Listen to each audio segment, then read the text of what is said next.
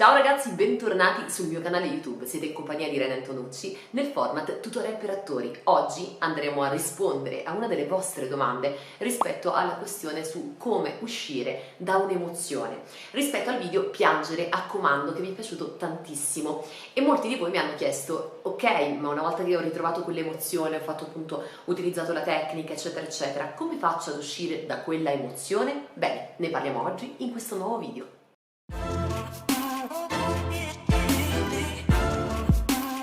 Eccoci qui, è un po' che effettivamente non facevo video rispetto a questo tutorial perché sono stata un po' in giro per il mondo. Per chi mi segue sa che ho realizzato principalmente video di viaggi, la mia esperienza del mio trasferimento in Colombia e insomma anche il dover iniziare una nuova esperienza da un punto di vista di recitazione in un altro idioma, ecco, quindi insomma con tutte le difficoltà del caso, però bueno, ne parleremo in un video apposito di questo tema. Oggi siamo qui per rispondere alla vostra domanda. Una volta entrati in un'emozione e quindi essere riusciti a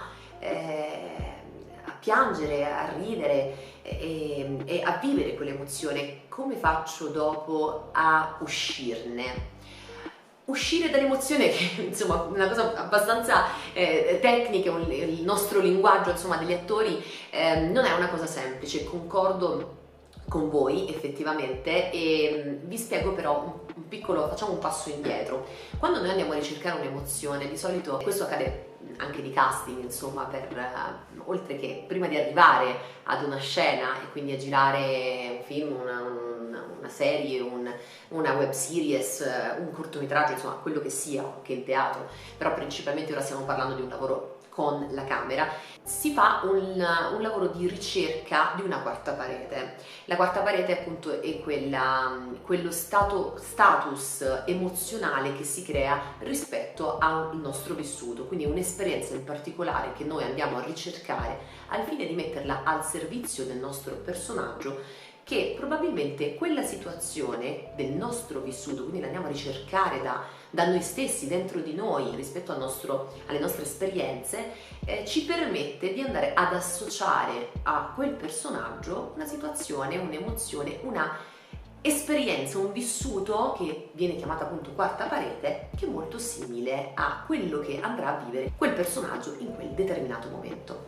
Detto questo, cosa succede? Che chiaramente quando noi andiamo a rivivere quell'emozione, soprattutto parlo per un'emozione dolorosa, che facciamo anche fatica a recuperarla, perché chiaramente il nostro subconscio cerca di proteggerci e di lasciare al fondo quel tipo di esperienze, magari di dimenticarle.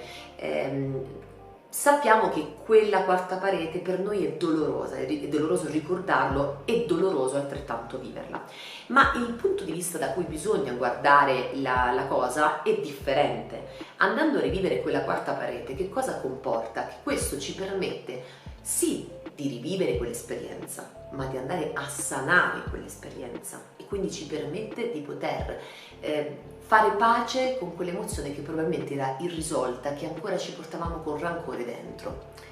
Quindi se la prendiamo da questo punto di vista, ci permette quest'altra visione ci permette di poter rivivere l'emozione, guarire da quell'emozione e anzi avvalerci e sfruttare quel personaggio e quella scena al fine di essere grati a quell'emozione, seppur dolorosa, essere grati a quel personaggio, e quindi è come se andiamo a chiudere una porta che era rimasta aperta.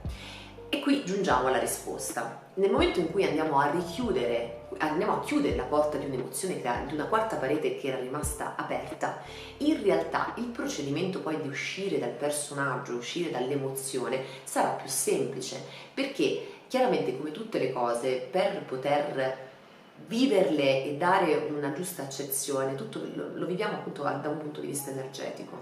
Quell'energia ci deve permettere, quel pensiero, la stessa energia che noi mettiamo a quel pensiero ci deve permettere di capire, comprendere a livello conscio e inconscio che grazie al fatto che abbiamo sanato quell'emozione possiamo uscire tranquillamente, chiudere quella porta ed essere sereni e rilassati.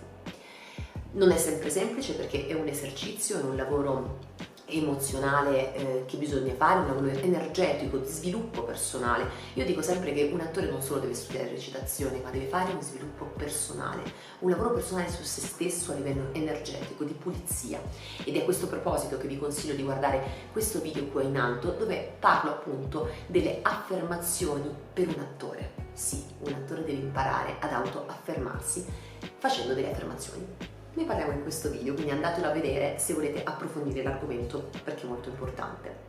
Detto questo, appunto questo procedimento sarà molto più facile e quindi ci permetterà di uscire facilmente dall'emozione, attraverso un'autoaffermazione in cui andiamo a comprendere che effettivamente possiamo essere tranquilli e sereni e liberi di quella emozione, quindi la lasciamo andare.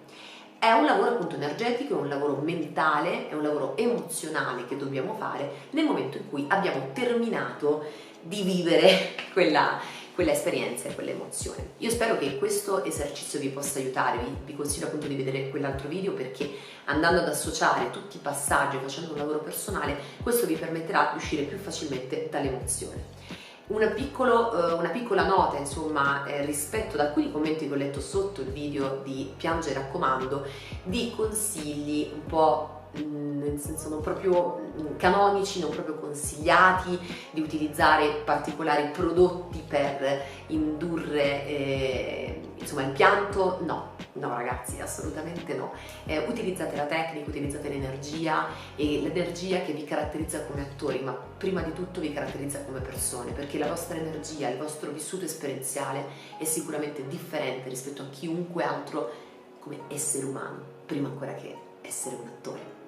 Spero che questo video vi sia stato utile, noi ci vediamo al prossimo episodio e un bacio. Se lo ritenete interessante, mi raccomando, condividetelo con i vostri amici, lasciate un like e un commento, così magari condividete la vostra esperienza, mi raccontate appunto se avete fatto già questo tipo di esercizio, se conoscevate come uscire da un'emozione, insomma parliamo qui sotto nei commenti.